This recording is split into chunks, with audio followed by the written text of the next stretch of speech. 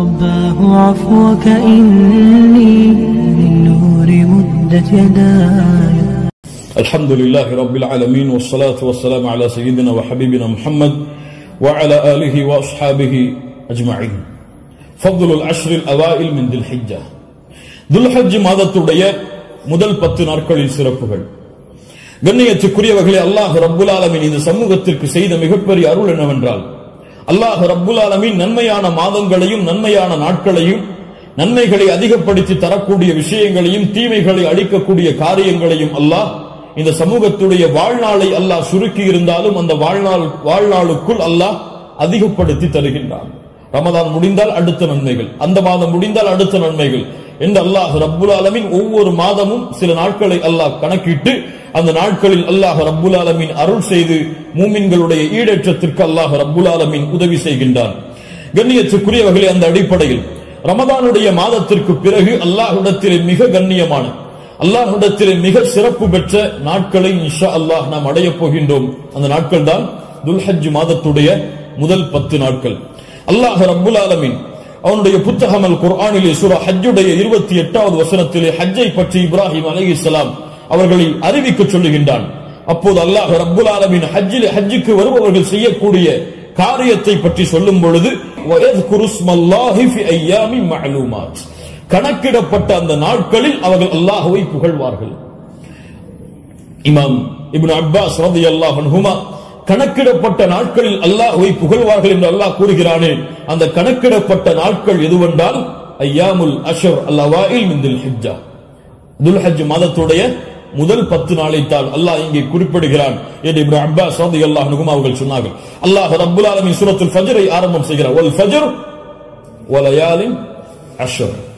அந்த 10 நாட்கள் என்று அல்லாஹ் ரப்புல் ஆலமீன் சத்தியம் செய்கிறானே, அது என்னவென்று முஃபஸ்ஸிர்கள் எல்லோரும் விளக்கம் சொல்லும் பொழுது அந்த நாள் துல்ஹஜ் மாதத்துடைய முதல் 10 நாள் என்று பெரும்பான்மையான அறிஞர்கள் விளக்கம் சொல்கிறார்கள்.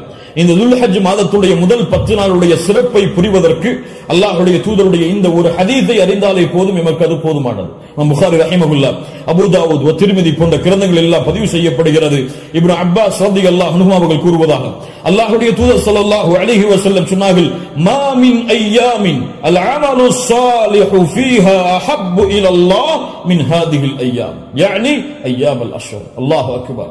அல்லாஹ்விடத்திலே நல்ல அமல்கள் செய்வதற்கு மிக விருப்பமான நாட்கள் இந்த அய்யாமுல் அஷ்ர், துல்ஹஜ் மாதத்துடைய முதல் 10 நாட்களை போன்று வேறு எந்த நாளும் கிடையாது. ரமதானுடைய இறுதி இரவுகள் அல்லாஹ்விடத்திலே மிக உயர்ந்தது. அல்லாஹ்விடத்திலே மிக உயர்ந்த 10 நாட்கள் துல்ஹஜ் மாதத்துடைய 10 நாட்கள் தான். ரமதானுடைய இறுதி 10 இரவுகள் அல்லாஹ்விடத்திலே மிக உயர்ந்த அந்தஸ்துடையது. அதை விட ரமதானுடைய மாதத்திற்கு பிறகு துல்ஹஜ் மாதத்துடைய முதல் 10 நாட்கள் அல்லாஹ்விடத்திலே மிக உயர்ந்தது. இந்த ஹதீஸை சொன்னவுடன் சஹாபாக்கள் கேட்டார்கள், வலல் ஜிஹாது ஃபீ சபீலில்லாஹ், அல்லாஹ்வுடைய பாதையில் போராடுவதை விடவும் இந்த நாளிலே செய்யக்கூடிய அமல்கள் மிக உயர்ந்ததா? அல்லாஹ்வுடைய தூதர் ஸல்லல்லாஹு அலைஹி வஸல்லம் சொன்னார்கள், ஆம், வலல் ஜிஹாது ஃபீ சபீலில்லாஹ், அல்லாஹ்வுடைய பாதையில் போராடுவதை விடவும் இந்த நாளுடைய சிறப்பு மிக உயர்ந்தது.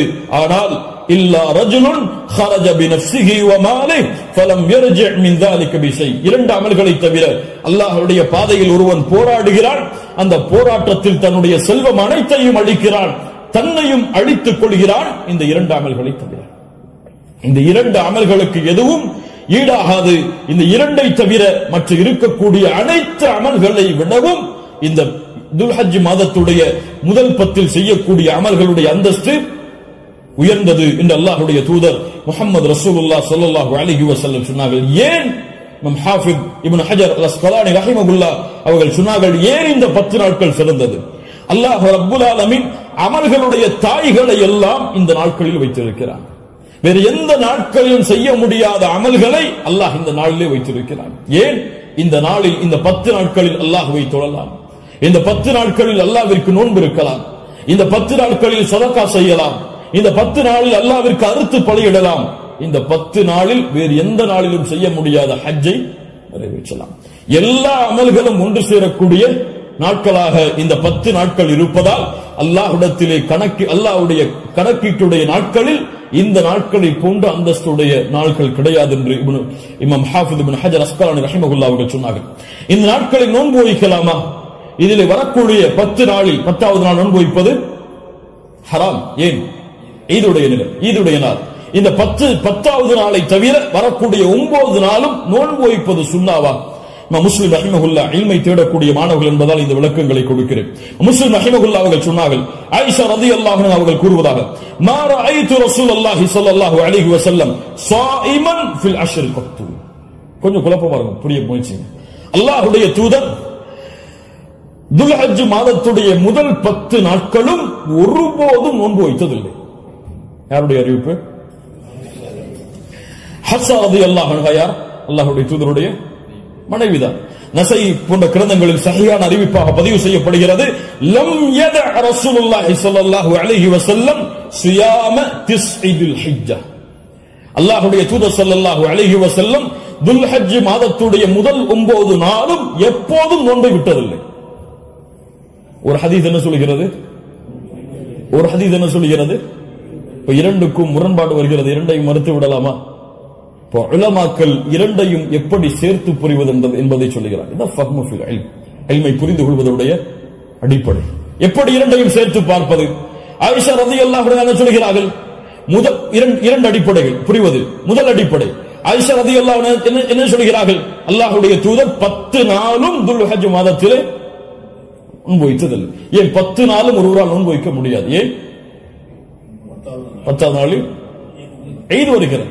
அதனால் அல்லாஹ்வுடைய தூதர் 10 நாளும் என்று சேர்த்து சொல்கிறார்களே தவிர முதல் 9 நோன்பு வைக்கவில்லை என்று ஆயிஷா ரலியல்லாஹு அன்ஹா சொல்லவில்லை. 10 நாளும் சேர்த்து நோன்பு வைக்கவில்லை என்று ஆயிஷா ரலியல்லாஹு அன்ஹா சொல்கிறார்கள் என்று புரிந்தால் இது சிறந்தது. அப்படியும் இல்லை என்றால் ஹதீஸ் கலையிலே ஒரு சட்டம் இருக்கிறது, கவுலுல் முஸ்பித் முகத்தமுன் அலா கவுலின் நஃபி. மறுக்கக்கூடியவருடைய சொல்லை விட உறுதிப்படுத்தக்கூடியவருடைய சொல்லுக்கு பலம் அதிகம். மறுப்பவர் மறதியில் மறுக்கலாம், அங்கு உறுதிப்படுத்துபவர் மறதியிலோ அல்லது இட்டுக்கட்டப்பட்ட நிலையிலோ உறுதிப்படுத்த மாட்டார். ஒன்று பார்க்காமல் இருக்கலாம், அல்லாஹ்வுடைய தூதருடைய வாழ்வில் அவர்கள் அதை பார்க்காமல் இருக்கலாம். அந்த நாளில் அல்லாஹ்வுடைய தூதர் ஆயிஷா ரலியல்லாஹு அன்ஹாவோடு இல்லாமல் இருந்திருக்கலாம். ஆனால் ஹஃப்ஸா ரலியல்லாஹு அன்ஹா உறுதிப்படுத்துகிறார்கள். உறுதிப்படுத்துபவர் மறதியில் உறுதிப்படுத்த முடியாது, உறுதிப்படுத்துபவர் பார்க்காமல் உறுதிப்படுத்த முடியாது. அதனால் இந்த சட்டத்தின் அடிப்படையிலும் அல்லாஹ்வுடைய தூதர் 9 நாள் நோன்பு வைத்தார்கள் என்ற ஹதீஸ் தான் உயர்ந்த தரமுடையது என்று ஹதீஸ் கலையுடைய அறிஞர்கள் விளக்கம் சொல்கிறார்கள். அதனால் சட்டம் என்னவென்றால் 9 நாளும் நோன்பு வைப்பது சுன்னா. யாருக்கு இயலுமோ யாருக்கு முடியுமோ அவர்கள் துல்ஹஜ் மாதத்துடைய முதல் 9 நாட்களும் நோன்பு வைப்பது சுன்னா. 10வது நாள் நோன்பு வைப்பது ஹராம். நோன்புடைய சிறப்புகளை பற்றி நமக்கு தெரியும். அல்லாஹ்வுடைய பாதையில் ஒருவர் அல்லாஹ்வுடைய முகத்தை நாடி ஒரு நாள் நோன்பு வைத்தால் பஅதல்லாஹு வஜ்ஹஹு அனின் நாரி 70 ஹரீஃபா. ஹரீஃபா என்றால் ஆம். அல்லாஹ்வுடைய தூதர் ஸல்லல்லாஹு அலைஹி வஸல்லம் சொன்னார்கள், அல்லாஹ்வுடைய பாதையில் அல்லாஹ்வுடைய முகத்தை நாடி ஒருவர் ஒரு நாள் நோன்பு வைத்தால் அல்லாஹ் ரப்புல் ஆலமீன் அவருடைய முகத்தை நரகத்தில் இருந்து 70 ஆண்டுகள் தூரமாக்குகிறார். அல்லாஹு அக்பர். அல்லாஹ் ரப்புல் ஆலமீன் அந்த பாக்கியத்தை நமக்கு கொடுப்பானாக. அல்லாஹ்வுடைய தூதர் ஸல்லல்லாஹு அலைஹி வஸல்லம் துல்ஹஜ் மாதத்துடைய முதல் 10 நாட்களில் வரக்கூடிய யௌமு அரஃபா, அரஃபாவுடைய தினத்துடைய சிறப்பை பற்றி சொன்னார்கள். மா மின் யௌமின் அக்ஸர மின் அய்யுஅதிகல்லாஹு ஃபீஹி அப்தன் மினன் நார் மின் யௌமி அரஃபா. அல்லாஹ் ரப்புல் ஆலமீன் அதிகமான நரக விடுதலையை கொடுக்கக்கூடிய நாள் அது அரஃபாவுடைய நாள் தான். அரஃபாவுடைய நாளில் அல்லாஹ் முதல் வானத்திற்கு வருகிறான். எப்படி வருகிறான்? ஏன் வருவான் தெரியாது. அல்லாஹ் வருவான், அல்லாஹ் வருவான். அவன் விரும்புகின்ற முறையில் அல்லாஹ் வருவான்.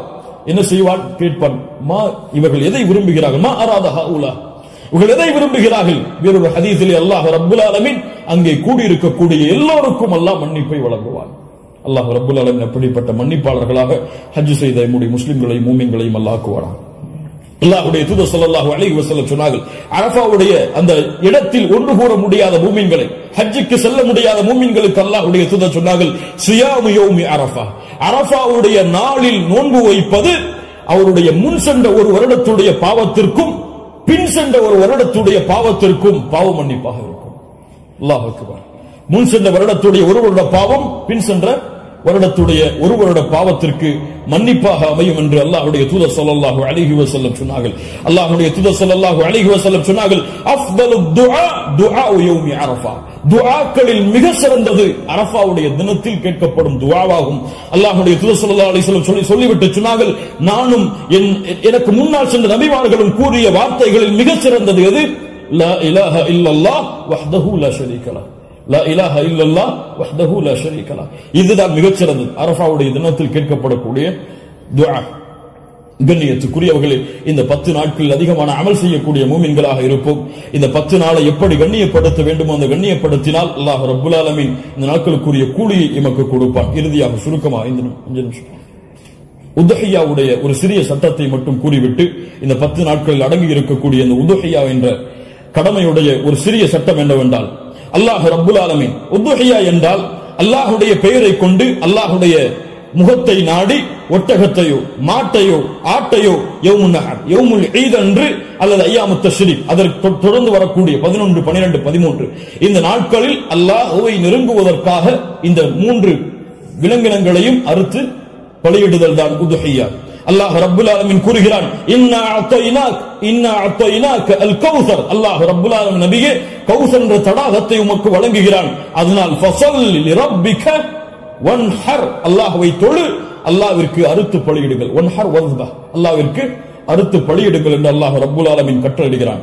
இந்த உதுஹியாவுடைய விஷயத்தில் உலமாக்கள் மத்தியிலே கருத்து வேறுபாடு இருக்கிறது.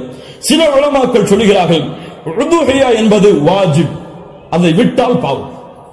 உதுஹியா வாஜிப், அது விட்டால் பாவம். ஆனால் ஜும்ஹூர் அஹ்லுல் இல்ம் உலமாக்களுடைய ஒட்டுமொத்த கூட்டத்துடைய கருத்து என்னவென்றால், பெரும்பான்மையான உலமாக்களுடைய கூட்டத்துடைய கருத்து என்னவென்றால், உதுஹியா சுன்னah, விட்டால் மக்ரூஹ், விட்டால் வெறுக்கத்தக்கது. அல்லாஹ்வுடைய தூதர் தங்களுடைய இறுதி 10 ஆண்டுகளில் ஒருபோதும் உதுஹியாவை தாங்கள் கரத்தால் அறுப்பதை விடவில்லை. இது சுன்னah, ஆனால் விட்டால் பெரும்பாவம் கிடையாது, வெறுக்கத்தக்கது. கண்ணியத்துக்குரியவர்களை யாருக்கு அல்லாஹ் வசதி செய்திருக்கிறானோ அவர்கள் எவ்வளவு விலங்கு அந்த ஆடுகளையோ மாடுகளையோ ஒட்டகங்களையோ அறுத்து பலியிட முடியுமோ அவர்கள் அறுத்து பலியிடலாம். ஒருவருக்கு ஒரு ஆடுதான். ஒரு மாட்டை ஒருவர் முழுவதாக அறுப்பதற்கு அவருக்கு செல்வம் இருந்தால், வசதி இருந்தால் அறுக்கலாம்.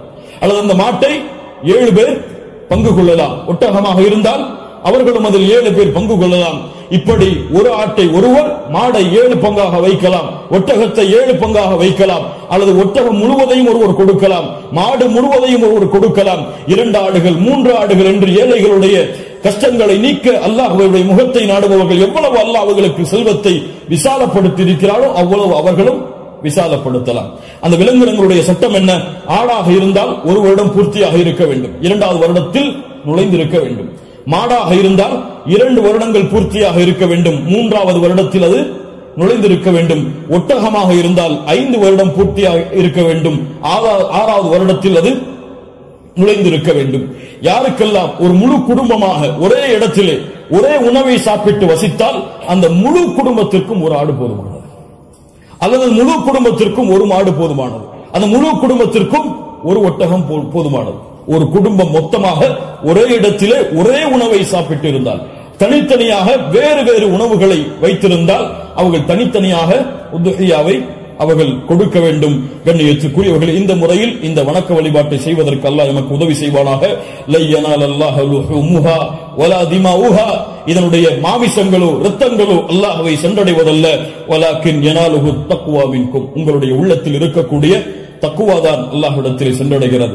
கண்ணியத்துக்குரியவர்கள், நபி இப்ராஹிம் அலைஹிஸ்ஸலாம் இஸ்மாயில் அலைஹிஸ்ஸலாம் அவருடைய தியாகத்தை நினைவு கூறும் பொருட்டு இப்ராஹிம் அலைஹிஸ்ஸலாம் தன்னுடைய மகனை அல்லாஹ் அறுக்க கட்டளையிட்ட போது நான் அறுக்க தயாராகிறேன் என்று இப்ராஹிம் அலைஹிஸ்ஸலாம் அல்லாஹ்விற்காக தன்னுடைய அல்லாஹ்வுடைய கட்டளையை ஏற்க துணிந்ததை போன்று, யா அல்லாஹ் நீ கூறினால் எதையும் செய்வதற்கு நான் தயார் என்ற தன்மையை வெளிப்படுத்துவதற்கு தான் இந்த யௌமுன் நஹர் யௌமுல் ஈதுடைய தினத்தில் ஆடுகளையோ மாடுகளையோ ஒட்டகங்களையோ அறுக்கக்கூடிய கட்டளை அல்லாஹ் கொடுத்திருக்கிறார்.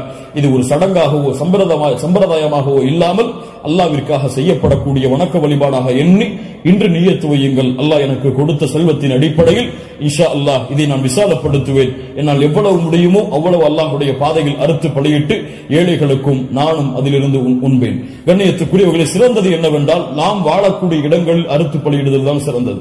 நாம் வாழாத ஊர்களில் அறுத்து பலியிடுதல் சிறந்தது கிடையாது, உலமாக்களுடைய குர்ஆன் சுன்னாவுடைய ஆதாரங்களின் அடிப்படையில். அதனால் நாம் அறுத்து முழுவதுமாக நாம எடுத்துக் கொள்ளலாம். அல்லது ஏழைகளுக்கு முழுவதுமாக கொடுக்கலாம், உறவினர்களுக்கு முழுவதுமாக கொடுக்கலாம். இதில் ஹதீஸ் அடிப்படையில் தெளிவான ஆதாரங்கள் எவ்வளவு பங்குகளை வைக்க வேண்டும் என்பதற்கு கிடையாது. ஆனால் 3 பங்காக வைத்து கொடுக்கப்பட வேண்டும் என்பது ஹதீஸ் கலையிலே ஹதீஸிலிருந்து இஜ்திஹாத் அதை ஆய்வு செய்து முடிவெடுத்த உலமாக்கள் இப்னு கையிம் போன்றவர்கள் 3 பங்காக அதை வைத்து பங்கிட வேண்டும் என்று விளக்கம் சொல்கிறார்கள். இன்ஷா அல்லாஹ் அதுவும் சிறந்ததுதான். ஒரு பங்கு எமக்கு, இன்னொரு பங்கு உறவினர்களுக்கு, இன்னொரு பங்கு ஏழைகளுக்கும் கொடுத்து உதவலாம். அல்லது பங்குகள் முழுவதுமாக ஏழைகளுக்கும் கொடுக்கலாம், அதிலிருந்து நாமும் முழுவதுமாக சாப்பிடலாம். இதில் எந்த தவறும் கிடையாது. அல்லாஹ் ரப்புல் ஆலமீன் இன்னும் விளக்கங்கள் உங்களுக்கு தேவை இருந்தால் உலமாக்களை அணுகி அதை கேட்டுக்கொள்ளுங்கள்.